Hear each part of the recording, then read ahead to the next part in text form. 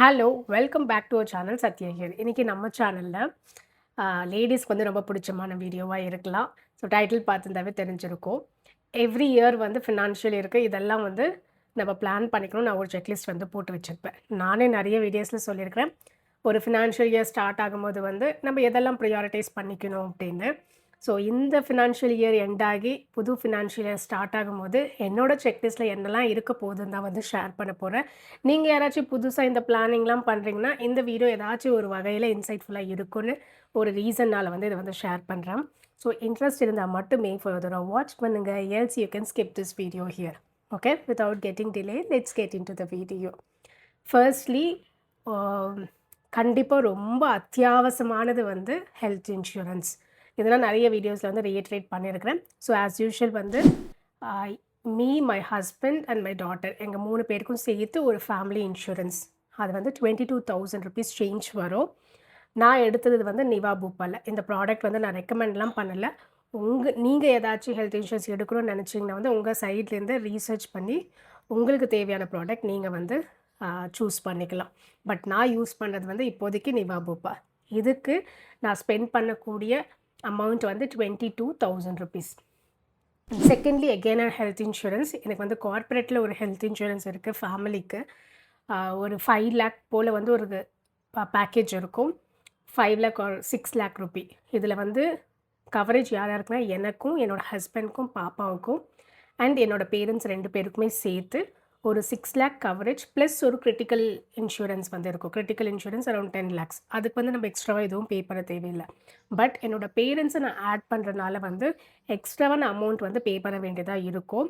நம்ம வந்து எல்டர்லி பீப்புளை வந்து நம்மளோட டிபெண்டன்ஸை ஆட் பண்ணும் போது வந்து அவங்களுக்கு இவ்வளோ குறிப்பிட்ட அமௌண்ட் வந்து ஸ்டிப்புலேட்டட் அமௌண்ட் வந்து எக்ஸ்ட்ராவாக பே பண்ணுற மாதிரி இருக்கும். பட் கம்பேரிட்டிவ்லி வெளியில் ஒரு ப்ரைவேட் இன்சூரன்ஸ் ஒரு ஏஜ்டு பேரண்ட்ஸ்க்கு எடுக்கிறதுக்கான காஸ்ட்டை விட இங்கே கம்மியாக இருக்கும் ப்ரீமியம்.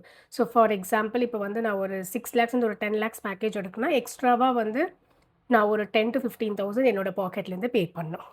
ஸோ இது வந்து மை செகண்ட் ஹெல்த் இன்சூரன்ஸ். இது வந்து என்னோடய பேரண்ட்ஸ்க்கு தான் வந்து மேஜர்லி நான் யூஸ் பண்ணிகிட்டு இருக்கேன். Thirdly life insurance. Term insurance, not life insurance, term insurance. இதுவும் வந்து ரொம்ப இம்பார்ட்டண்ட் அப்படின்னு வந்து ரீசெண்டாக ரியலைஸ் பண்ணி நான் எடுத்தது. இது வந்து நான் எடுத்த இந்த ப்ராடக்ட் வந்து Max Life insurance, Axis Max insurance இருக்கு இல்லையா, அதில் வந்து ஒரு ப்ராடக்ட் வந்து சூஸ் பண்ணியிருந்தேன். இது வந்து ஒரு வருஷத்தில் 2 தடவை நான் பே பண்ணுற மாதிரி பிளான் பண்ணிக்கிட்டேன். 6 months ஒன்ஸ் வந்து அரௌண்ட் 15,000 to 17,000 நான் பே பண்ணணும். இது வந்து நான் எனக்கு எடுத்திருந்தேன். இது வந்து 17,000 ருபீஸ் போல் வரும். And now coming to the very small investments which I could do. ஏன்னா வந்து நிறைய வீடியோஸ் நீங்கள் பார்த்துருப்பீங்க, நம்ம சேனல் ரெகுலராக ஃபாலோ பண்ணவங்களுக்கு தெரிஞ்சிருக்கும். இந்த கோல்ட்லாம் ப்ளெட்ஜ் பண்ணிட்டு இந்த லோன்ஸ்லாம் வந்து பே பண்ணுறதுக்கே வந்து ஒரு ஹெஃப்டி அமௌண்ட் அதுக்கே என்னோடய சேலரியிலேருந்து போயிடும். ஒரு 100% ஆஃப் சேலரியில் வந்து ஆல்மோஸ்ட் ஒரு 80% வந்து லோன்ஸ் தான் வந்து ஒரு ஹெஃப்டி லோன்ஸ் தான் வந்து பே பண்ணுற மாதிரி ஒரு சிச்சுவேஷனில் தான் இப்போதைக்கு இருக்கிறேன். அதெல்லாம் ஒரு பெரிய கதையாகவே சொல்லலாம். பட் ரொம்ப நொந்து போயிருக்கிறேன்னு கூட சொல்லலாம். சம்பளம் வந்து ஒரு 2 நிமிஷத்துலேயே வந்து எல்லா லோன்ஸும் பே பண்ணிவிட்டு நாட் ஈவன் 1 டே. ரீசன்ட் டைம்ஸில் அப்படியே வெறுத்து போயிருக்கிறேன்னு சொல்லலாம். ஒரு 2-3 மாதமாக வந்து என்னடா ஒரு வருஷமாக லோன்ஸ் மட்டும்தான் கட்டிகிட்டு இருக்கிறேன், நான் என்ன பண்ணுறது எனக்கே தெரியலையே அப்படின்ற ஒரு நிலைமையில தான் இருக்கும். பட் அப்பார்ட் ஃப்ரம் தட் என்ன இருந்தாலும் வந்து ஒரு லாங் டேர்ம் இன்வெஸ்ட்மெண்ட்ஸ்க்கு என்னால் என்ன பண்ண முடியும், எந்த கிரிட்டிக்கலான சிச்சுவேஷனில் என்னால் ஏதாச்சும் ஒன்று பண்ண முடியுமான்னு நினச்சி சிலது வந்து நான் பிளான் பண்ணி வச்சது. அதை தான் வந்து உங்கள்கிட்ட வந்து ஷேர் பண்ண போகிறேன். ஃபர்ஸ்ட்லி வந்து பிபிஎஃப். இந்த பிபிஎஃப் வந்து நான் ஒரு 4-5 இயர்ஸாக வந்து பே பண்ணிட்டு இருக்கிறேன். ஆன் அண்ட் ஆஃப் வந்து பே பண்ணிட்டு இருக்கிறேன். பட் போன வருஷத்துலேருந்து வந்து ரொம்ப கன்சிஸ்டண்ட்டாக எவ்ரி மந்த் இவ்வளோன்னு வந்து ஆட்டோ டெபிட் வந்து வச்சுருந்தேன். இதில் அரவுண்ட் ஒரு very small amount, very small amount, ஒரு 2,000 ருபீஸ் போல் வந்து எவ்ரி மந்த் வந்து ஆட்டோ டெபிட் வந்து வச்சுருக்கிறேன் பிபிஎஃப்பில். இது வந்து நம்மளால் எமர்ஜென்சிக்கெலாம் எடுக்க முடியாது. இது வந்து ஒரு 15 இயர்ஸ்க்கு ஒரு லாக்இன் பீரியடாக இருக்கும். ஸோ அது வரைக்கும் நம்ம எதுவும் டச் பண்ண முடியாது. பட் இருந்தாலும் ஓகே அப்படின்னு சொல்லி வந்து ஸ்டார்ட் பண்ணது வந்து இந்த பிபிஎஃப். செகண்ட்லி வந்து இது நான் முன்னாடி கூட நிறைய தடவை சொல்லியிருக்கேன். போஸ்ட் ஆஃபீஸ் லைஃப் இன்சூரன்ஸ்ன்னு. இந்த ப்ராடக்ட் வந்து நான் ரெக்கமெண்ட் பண்ண மாட்டேன். இதில வந்து அவ்ளோ பெனிஃபிட்ஸ் எதுவும் கிடையாது. அப்போ வந்து எனக்கு இருந்த ஒரு மெச்சூரிட்டிக்கு, எனக்கு இருந்த ஒரு அண்டர்ஸ்டாண்டிங்க்கு இந்த டாக்ஸ் எக்ஸம்ப்ஷனுக்காக ஒரு இன்வெஸ்ட்மென்ட் பண்ணணும்னு போய், இதில போய் நான் ஜாயின் பண்ணது தான். போஸ்ட் ஆஃபீஸ்ல லைஃப் இன்சூரன்ஸ்னு ஒரு ஸ்கீம் இருக்கு. இது வந்து நீங்க ஃபார் எக்ஸாம்பிள் ஒரு இயர்லி ஒரு 30,000 பே பண்றீங்கன்னா, ஒரு 4 இயர்ஸ்க்கு வந்து ஒரு 1,20,000 பே பண்ணியிருப்பீங்க. இந்த 4 இயர்ஸ்க்கு அப்புறம் நாட் 4 இயர்ஸ் ஆக்சுவலி 8 இயர்ஸ் பே பண்ணணும். ஒரு ₹30,000 நீங்க வந்து 8 இயர்ஸ் வந்து அந்த அமௌண்ட் வந்து பே பண்ணணும்.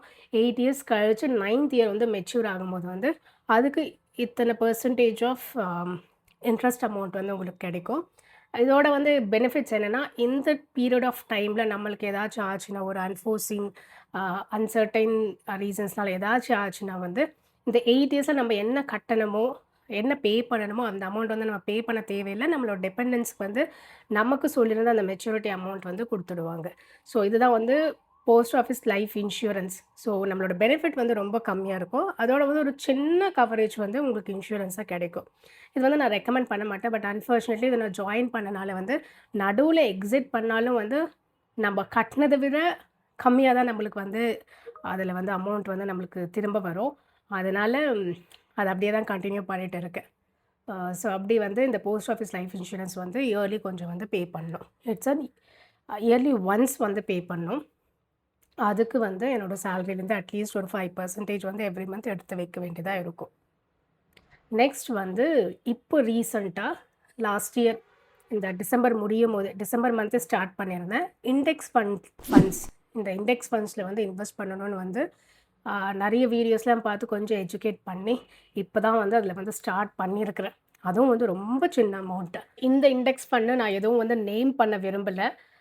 ஏன்னா வந்து நான் இதில இன்வெஸ்ட் பண்ணேன்னு சொல்லி நீங்களும் அதே ஃபண்ட்ல போய் இன்வெஸ்ட் பண்றது வந்து இது நானுன்னு இல்ல. யார் இருந்தாலுமே வந்து அவங்க ஒரு இண்டெக்ஸ் ஃபண்ட் வந்து ரெக்கமெண்ட் பண்றாங்கன்னா, நம்ம அத பத்தி கொஞ்சம் அனாலிசிஸ்லாம் பண்ணி தான் வந்து நம்ம அதில இன்வெஸ்ட் பண்ணணும். நான் வந்து I am very new to this index funds, mutual funds all this.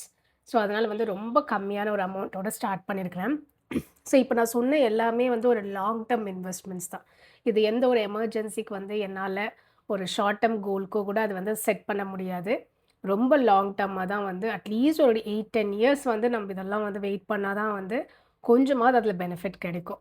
But நீங்க வந்து ஷார்ட் டர்ம் கோல்ஸ்க்கு வந்து பிளான் பண்றீங்க, இல்ல வந்து நெக்ஸ்ட் ஒரு 3, 4 இயர்ஸ்ல ஒரு கமிட்மெண்ட்காக நீங்க பிளான் பண்றீங்கன்னா வந்து, நான் சொன்ன எந்த இந்த இன்வெஸ்ட்மெண்ட் மெத்தடும் வந்து ஹெல்ப்ஃபுல்லா இருக்காது.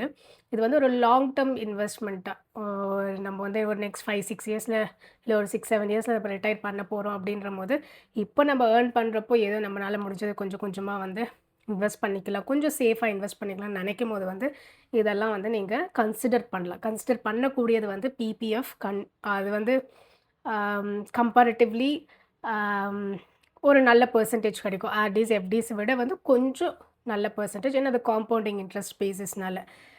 நீங்க வந்து பிபிஎஃப் வந்து கன்சிடர் பண்ணலாம். அண்ட் இண்டெக்ஸ் ஃபண்ட்ஸ் அகைன் வந்து நல்லா அனாலிசிஸ் பண்ணி வந்து நீங்க சூஸ் பண்ணலாம். இத விட வந்து ரொம்ப பெஸ்ட்டான ஒரு சாய்ஸ் வந்து நான் எப்பயுமே கோல்டுன்னு தான் சொல்லுவேன்.